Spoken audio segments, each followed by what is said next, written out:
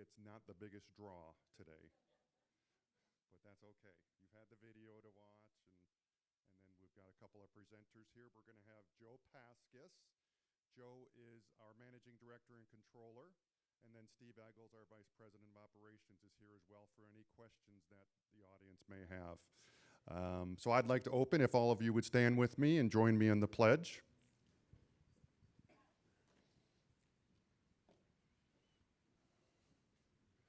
I pledge allegiance to the flag of the United States of America and to the republic for which we stand, one nation, under God, indivisible, with liberty and justice for all. Thank you, and now I'll welcome up our chaplain, Duke, to give us a blessing. Thank you, Scott. Think about the scoop that you're going to have on everybody else here in the community. Everybody's going to be coming to you to find out what really is going on. That's exciting, isn't it? Mary. Well, in the Hebrew Bible, every so often they would put up stones. And these stones were to commemorate where they had come along in their journey. To remember, God has been with us. Remember how we've come through. It's kind of like an annual report, maybe a little more exciting when you're crossing the Red Sea, but, still, we look back and we say, where have we come from? That's what this morning is about. We celebrate the good news and we listen for the invitations to go forward. So let's pray. Lord, it's good to be gathered together this morning here with you and one another. Truly, we all come in with our own journeys that we're on in life, and we can look back and say thanks for all of the ways that you have led us in life, what you've led us through, what we're going through right now. We know your presence has been with us all the way. So we look back and celebrate. This morning, we look back and celebrate on this last year's journey here at Acts, and we pray, Lord, that you would point to the things that we would do well to celebrate, and that you would give us ears to hear your invitations into the future. We offer these prayers back to you, even as we give thanks for our guests among us this morning. In your wonderful name, amen. Thank you, Duke. Now we'll open up, run the video, and then we'll do a question and answer session, and myself and one of our other team members will walk around with the mic, so just wait for the mic so those at home can hear as well. So with the video.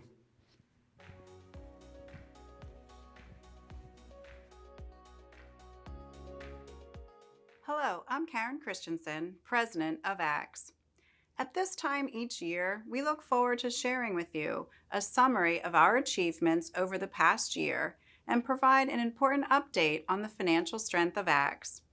Reflecting on 2024, we take immense pride in the collective achievements of the ACTS organization and our family of communities. Last year, we achieved many significant milestones and exciting accomplishments, most notably our continued operational excellence and financial performance. I am so pleased to be able to report to you today that the ACTS organization remains healthy and our future looks bright. We have enjoyed several years of continued growth, and 2024 was no exception. Joining me today to share further insights into our achievements are Sue Ahern, Senior Vice President and Chief Financial Officer, and Joe Paskis, Managing Director and Controller. We hope this presentation inspires confidence and excitement as we continue advancing the mission and ministry of ACTS today and well into the future. We extend our heartfelt gratitude to our residents, team members, and friends of ACTS. Your trust, support, and dedication form the foundation of our success. Together, we move forward with commitment and confidence, knowing that our greatest achievements lie ahead.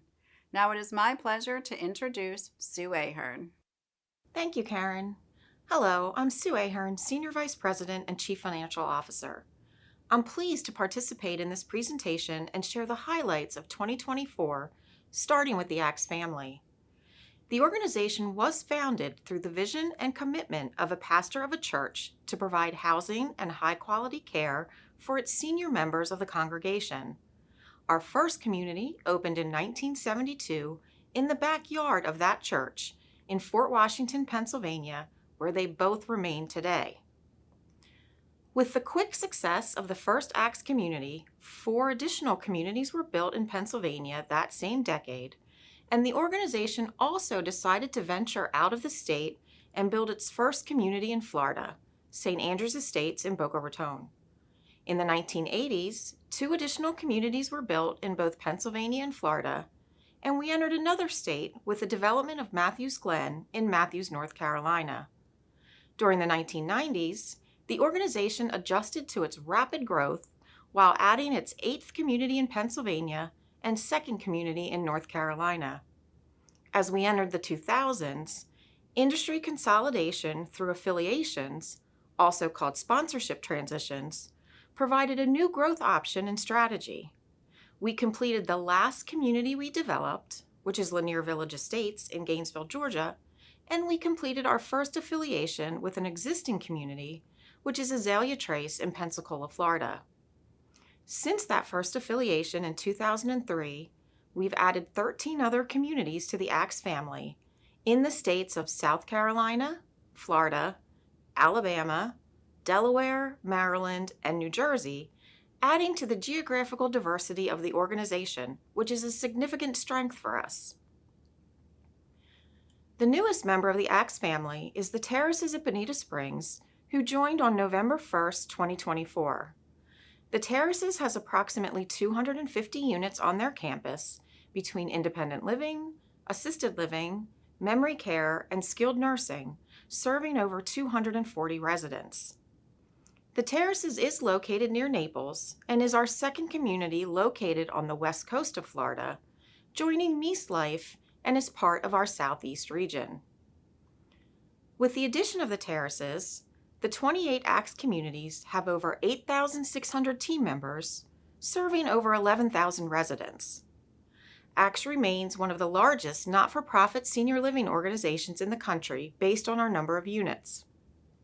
The number of units increased over prior year, largely due to the affiliation with the Terraces, and reflective of our commitment to expand independent living residences to our existing communities. The majority of our 28 communities fall into the legal entity of ACTS Retirement Life Communities, as we do have a history of merging affiliate communities into ACTS after certain criteria is met. In addition to ACTS Retirement Life Communities, ACTS Signature Community Services, which includes home health, hospice, and physician services, is a member of the obligated group outlined by the red box, as are the management companies. The management companies provide management services across the entire organization. Meese Life was added as a member of the obligated group in connection with the bond financing transaction that occurred in March of this year. An obligated group is a group of entities that share the responsibility for the outstanding debt. There continues to be affiliates of ACTS outside of the obligated group, including ACTS Legacy Foundation, ACTS Acquisition and Development Company, ACTS Communities of Maryland, and our newest affiliate, the Terraces at Bonita Springs. The information provided in the 2024 annual report and this town hall presentation is for ACTS Retirement Life Communities and its affiliates unless otherwise noted. Since its origin, ACTS was formed as a not-for-profit corporation. As such, there are no owners of ACTS. ACTS is governed by a board of directors, and we are fortunate to have dedicated and talented men and women serve on our board. Currently, the board of ACTS Retirement Life Communities is comprised of 16 individuals with diverse backgrounds and approximately 190 years of service to ACTS. Other than Jerry Grant, our Chief Executive Officer, and Karen Christensen, our President, all board members serve as volunteers without compensation. In addition to their commitment to our mission, they provide extensive experience in areas that are of importance to our business, including healthcare, strategic planning, finance, business operations, and management.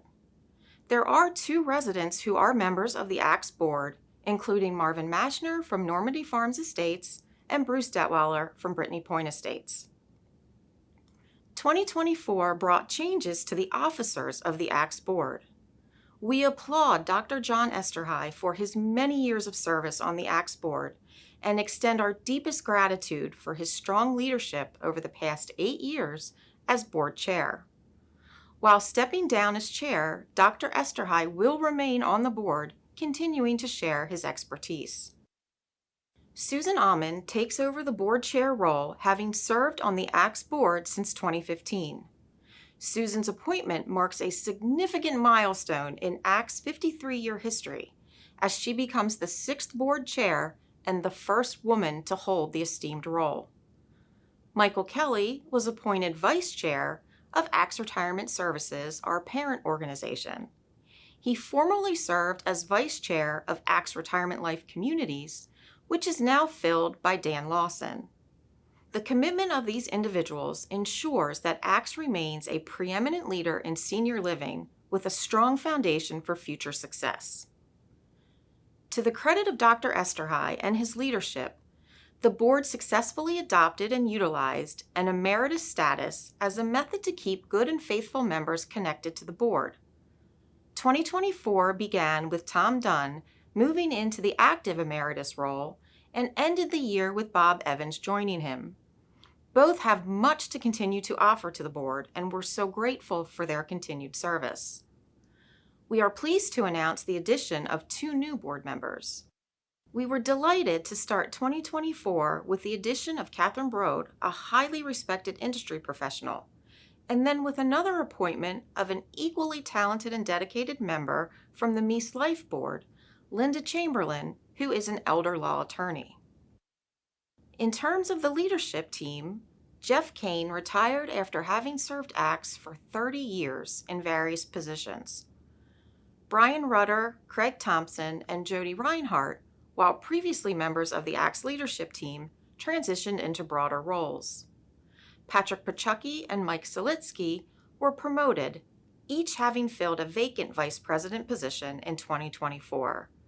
We congratulate Patrick and Mike as they begin their next chapter of their career with the ACTS organization. Each of the individuals I've mentioned are members of Management Council who faithfully serve the organization under the leadership of Jerry Grant, ACTS Chief Executive Officer, and Karen Christensen as President.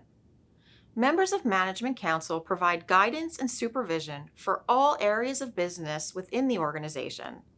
These include executive leadership, community operations, legal, human resources and finance, health and wellness, sales, marketing and communications, real estate, development and procurement, strategy, innovation, and technology.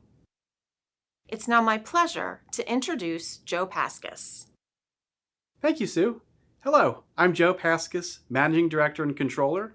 It's a pleasure to join you today and share our occupancy and operational highlights from 2024.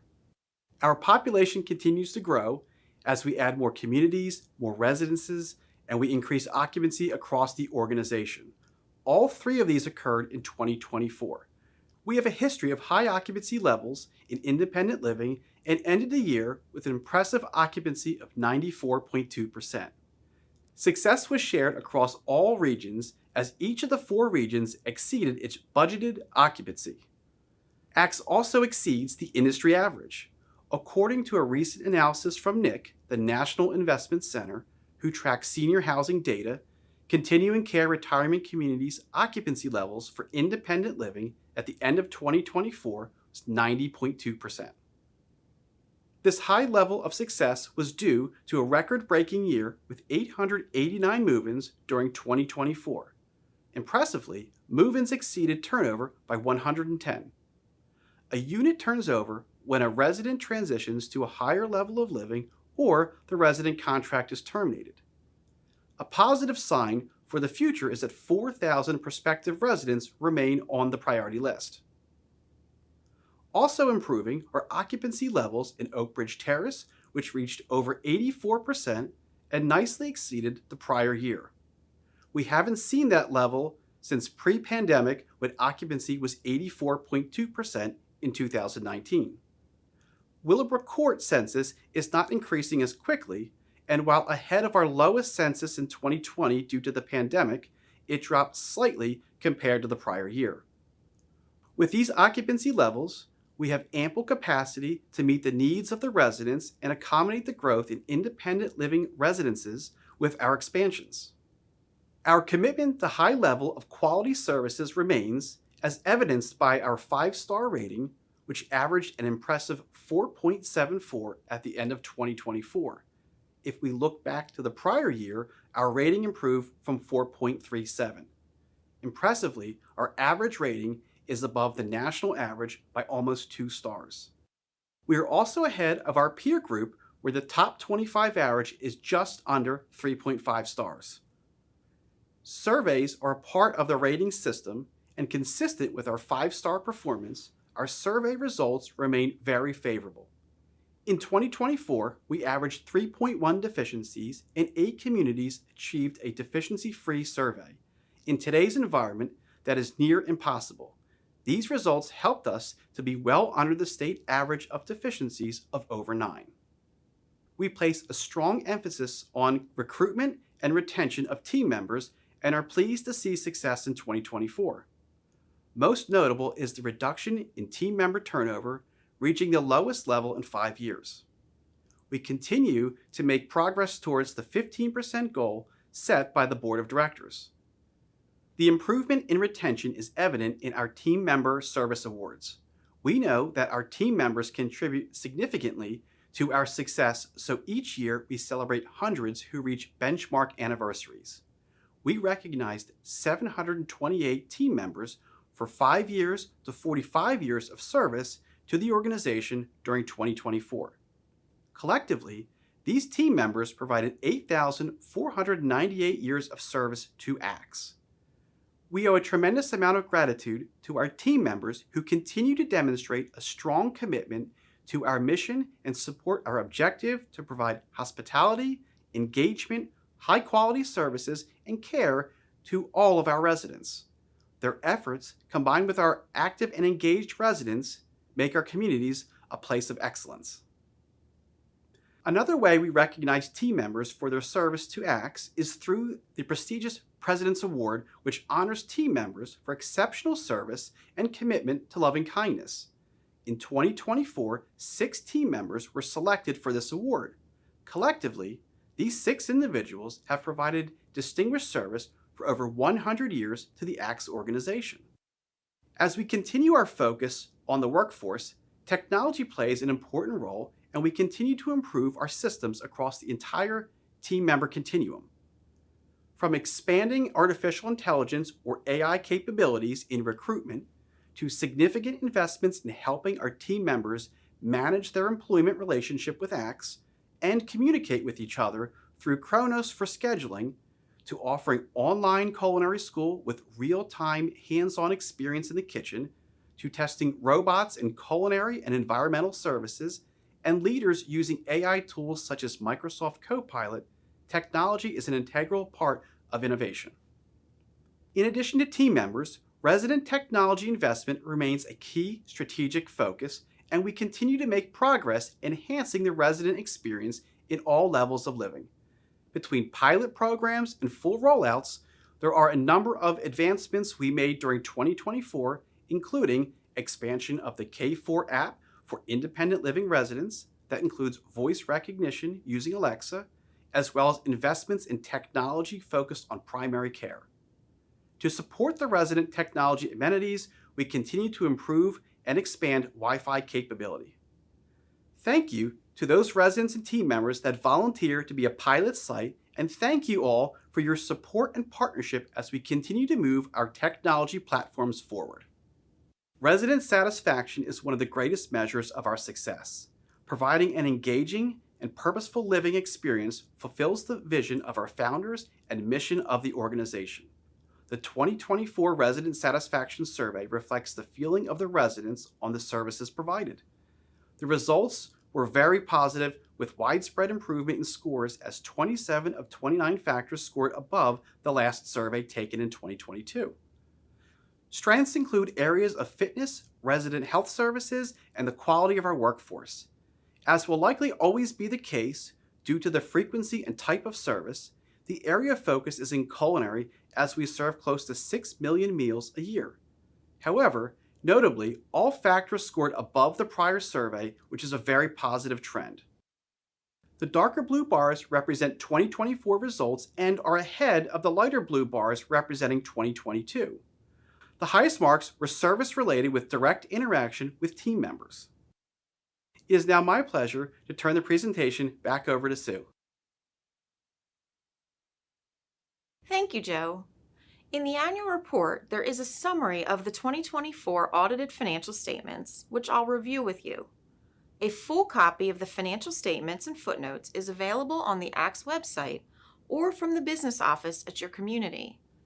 The financial performance is for ACTS and its affiliates. If you think back to the organizational structure slide that I reviewed earlier, it includes all 28 of the ACTS communities, including ACTS Communities of Maryland, Meese Life, and the Terraces. We will start with the balance sheet. We are a large and growing organization as total assets exceed $2.7 billion at the end of 2024. That represents an 8% increase compared to the prior year. 71% of the 8% increase is due to the affiliation with the Terraces.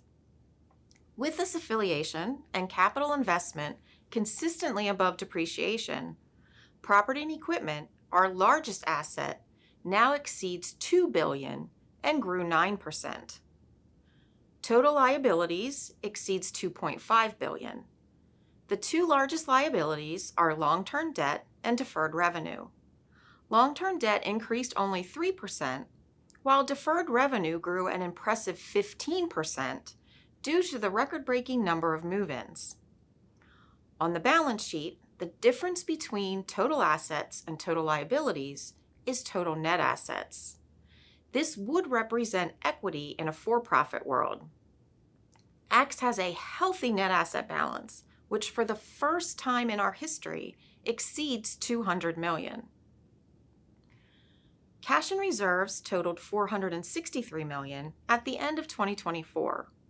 While only a slight increase, there was a positive shift as restricted reserves decreased as we utilized our project funds, and unrestricted cash and reserves increased and represent 83% of the total, compared to 81% in 2023. Moving on to the statement of operations, performance was very strong. First, operating income of $5.4 million improved over prior year by 17%.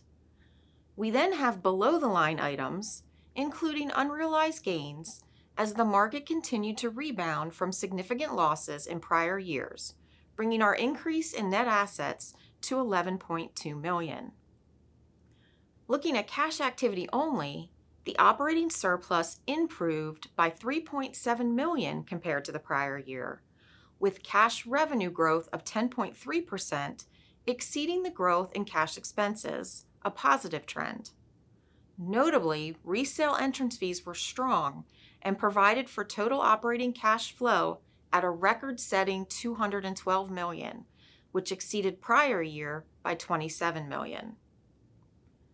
The total operating revenue of $739.1 million is divided into 5 main categories, of which the allocation is consistent with prior year. No surprise that the largest category is resident services revenue, which is 68% of the total. It includes monthly fee payments and other resident ancillary fees. Next largest is the amortization of entrance fees at 21%. Third-party revenue includes Medicare Part A and B and a small amount of Medicaid. This is an important source of revenue and makes up 8% of the total. Investment income on our cash and reserves is 2% of the total. And then finally, any other revenue, if it doesn't fit into another category, is called other and makes up the final 1% of the total. Likewise, total operating expenses of $733.8 million are divided into 5 main categories. Being in the service industry, the majority of the expenses are staffing related. Salary, wages, benefits, and contracted services, which is considered outsourced labor, make up 60% of our total expenses, consistent with the prior year. The other categories are a bit more evenly spread. Depreciation on our property and equipment is 15% of the total. Food supplies and other is 12%. The fixed costs of insurance, utilities, and real estate taxes are 8%. And finally, the interest we pay on our long-term debt is 5% of the total operating expenses. Solid cash performance provided for strong key financial indicators, which compare favorably to the prior year. Days cash on hand is the only ratio that did not exceed the prior year, but from a rating perspective, days cash on hand over 200 is considered credit neutral. Our strongest performing indicators are debt service coverage and net operating margin adjusted, which is based on our financial structure and support and influence our credit rating. Both of these indicators exceeded budget and prior year. Debt service coverage is strong, and our entrance fees are robust, and our leverage position is conservative at under 40%.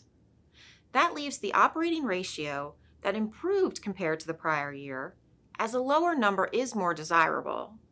While it did not meet budget, it was very close to our objective of being less than 100%. We have a history of bringing affiliates into the ACTS obligated group, and we did that this year with Meese Life. It is the ACTS obligated group that has the credit rating, which was affirmed in February, even with new rating criteria, a debt financing, and merging Meese Life into the obligated group. We are part of an elite group in the A category, which is driven by the financial metrics that I shared with you, as well as the safety of our geographic diversity and the strength of our management team. Next, let me share some of the exciting growth that we've seen in 2024. Some of the repositioning projects include adding and updating dining venues, combining smaller apartments into larger units, enhancing exterior finishes, and completing infrastructure upgrades such as boilers, generators, electrical, and HVAC systems. We are also focused on updating our healthcare centers to a more home-like environment and enhancing privacy with our ACTS Signature Experience efforts. We are adding designated memory care units to communities where opportunity allows. And finally, some communities have the opportunity and the market demand to add independent living units. During 2024, Matthews Glen, near Charlotte, North Carolina, added 88 units comprised of 72 apartments and 16 villas. At Park Point Village in Rock Hill, South Carolina, a 227 independent living expansion is planned with phased development starting in 2025 that will take several years to complete. We recently started pre-selling phase 1 of the expansion. Our mission is also supported by the efforts of ACTS Legacy Foundation, which received over $5.6 million of contributions in 2024 through the generosity of residents, team members, vendors, and other stakeholders, increasing 8% over the prior year. Thank you for considering ACTS when making charitable donations throughout the year.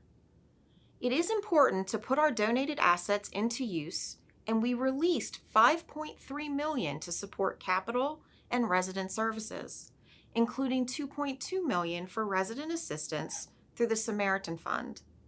The Samaritan Fund provided assistance to 78 residents and continues to average just below 1% of our population. Another way we support our ministry is through the commitment to social accountability. We collectively serve the greater community, which was highlighted in this year's annual report. The total community benefit, which exceeds $28 million, is an estimated value, which is not reflective of cash payments. Our social accountability contributions come from the donation of our time, resources, and our physical space. We can't thank you enough for helping us make a difference. In summary, 2024 marks significant strides across key operational areas at ACTS. We continue to experience strong occupancy rates, achieved excellent ratings of our health services, and increased resident satisfaction. Our focused efforts also resulted in notable reductions in team member turnover, reflecting our commitment to fostering a supportive workplace environment. Financially, we achieved sustained growth, supported by strategic expansions and new affiliations that have strengthened our position in the senior living industry. Moreover, progress in our strategic and technological initiatives underscores our commitment to innovation, ensuring we remain at the forefront of delivering exceptional experiences, services, and care. Finally, our culture remains steadfast, driven by shared commitment to our mission. As we look ahead, we are poised to build upon these achievements, continuing to enrich the lives of those we serve and setting new benchmarks for excellence in senior living. It's now my pleasure to turn the presentation back over to Karen. Thank you, Sue and Joe, for sharing an informative overview of the past year. And thank you for watching this presentation. If you have any questions, please direct them to your executive director. And don't forget to join the upcoming question and answer session at your community with our financial services representatives. As a reminder, you can also access the full annual report on the ACTS website. On behalf of the entire ACTS leadership team, thank you for being a part of the ACTS family and for the confidence and trust you place in us. We wish you a joyful summer, continued good health, and countless blessings. May God bless you and the entire ACTS family.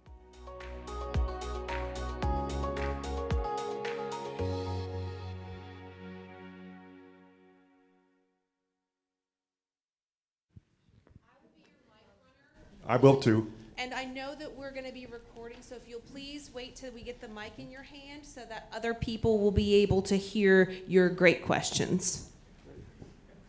Thank you, Vicki. Am I live? Good morning, everyone. Not yet. No, I'm not on. Gotta get that live though, John. I'm not turned on yet. I'm curious about the Maryland communities. What's the prognosis or plan for bringing them into full membership? Seems like some of them have been out there for a while. Well, there's two issues there. I'm not on yet. John, can we? Okay. There's two issues there. There's the financial performance, which I'll let Joe address, and what the financial criteria is for when we bring them into the obligated group. And the other is how they're regulated in the state of Maryland. The state of Maryland, when it comes to operating continuing care retirement communities, is a lot different than most of the states we operated in. And because of the regulations, we have to maintain them as separate entities at this point in time. But Joe, if you want to expand on at what point we bring them in financially. Sure. Can I? Oh, I'm on. Okay. So financially, we could bring them into the obligated group today, but like Steve said, because of state regulations, we are unable to. We have to. Okay. The owner has to be an owner operator within the state of Maryland, which is why they're kind of their own group at the moment. So financially, yes, they could come into the obligated group.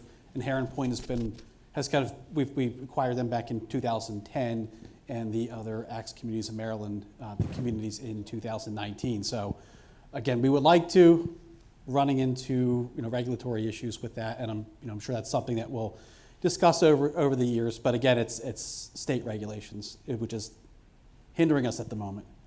Good question. And Joe, just touch on, if you would, or Steve, expansion in other states that we would like to get into possibly, but because of regulations, they can become challenging as well, like Virginia. Yes. So I get asked this question all the time: is why aren't we in Virginia? Maybe more so up in the Northeast areas. We would love to, but we haven't found anything as of yet that really suits our need. We've been asked about New York, and New York is a very highly regulated state, so at this moment in time, we're kind of staying out of New York. But as far as Virginia, if an opportunity comes along, if they meet the criteria to the ACTS mission, it's something we would certainly look into. Okay. So this is your time to carry the meeting. I'll share another one that I get, and then I'll come over there. When we affiliate, do we take on huge debt because of affiliations? No. So, well, I'll take the terraces, for instance. So the terraces has their own debt, and that debt remains with the terraces. So that does not come into the obligated group. We're not paying off the debt of those communities. Meese Life was the same thing, where we didn't pay off the debt and take it into the obligated group. So the debt remains with those entities outside of the obligated group until such time we see fit to bring them in. Since we had a great year in last year, can we assume a minor increase in our monthly fees? That's always a good question. It's always a great question. So, well, we are just starting the budget season, so we will see, and we will. There is a representation from each community leadership to kind of have their own thoughts into the matter, and we will see. I think we did a good job last year bringing that rate down from the year before, and it was certainly a big improvement from 2 years ago. So we'll continue to monitor that, and we'll see as we move into the budget.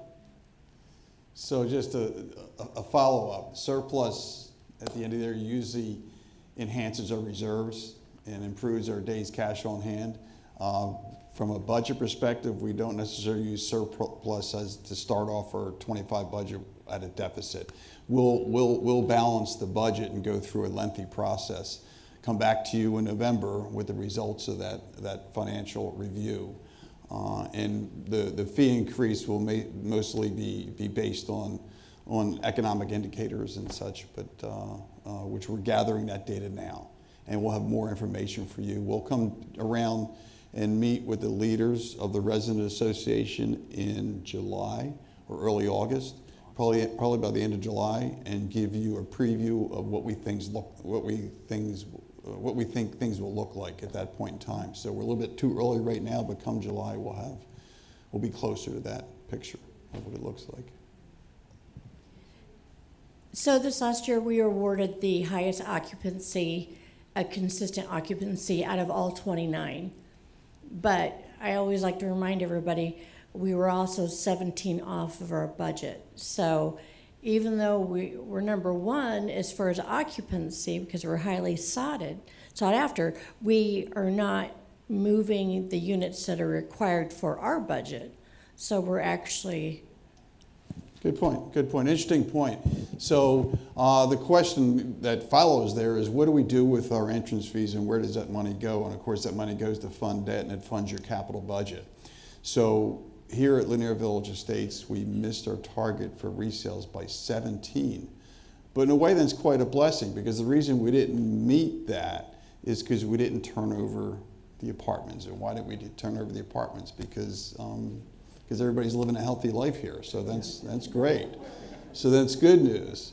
So then, if you were off by 17, what happened to the capital funds coming into Lanier Village Estates? And that's the beauty of being part of the obligated group, is it doesn't impact you at all, because we as an organization met our sales for the year. The obligated group successfully met their target, so finance fully funded the capital budget for all the communities. Now, next year, and the years to come, actuarially, we'll see that change, and we might exceed our budget in resales. And then you're going to say, well, does all that money stay here? No, it all stays part of the obligated group, and the same thing happens all over again. So that's how we operate. So it's good to be in a larger corporation rather than standing alone. It's good for all of us. I've got another one related to days cash on hand. So we had a wonderful 2024, great year, but our days cash on hand went down fairly significantly. Why does that take place? Again, that just it depends on, obviously, cash going out and cash coming in. So as we've all have seen, whether you're at the gas station, you're at the gas pump or anywhere, goods have gone up, and that's kind of right now, that's what has brought our days cash on hand down. Our procurement department, I can tell you, is securing the goods that we need at better prices. Bringing East Life into the obligated group just strengthens that obligated group even more, so it gives us more purchasing power. And that's what we're looking at too in 2025, is to try to secure those goods, not just today, but tomorrow and the next day at a price that we can get because of the size of our organization. And again, it's something, if you were a standalone, you wouldn't have that same opportunity. Always happens. The blower comes by when you're talking. Landscapers always show up in the middle of everything. Amazing. But we love the work they do, so we don't want to stop them. We don't want to stop them. So. As far as sales goes, Axe is doing a really nice thing about all of the team members. We're like one big family. So the sales, we will go to other communities to help out when a brother or sister might have lower occupancy or may need just a little help due to maybe staffing issues or whatnot.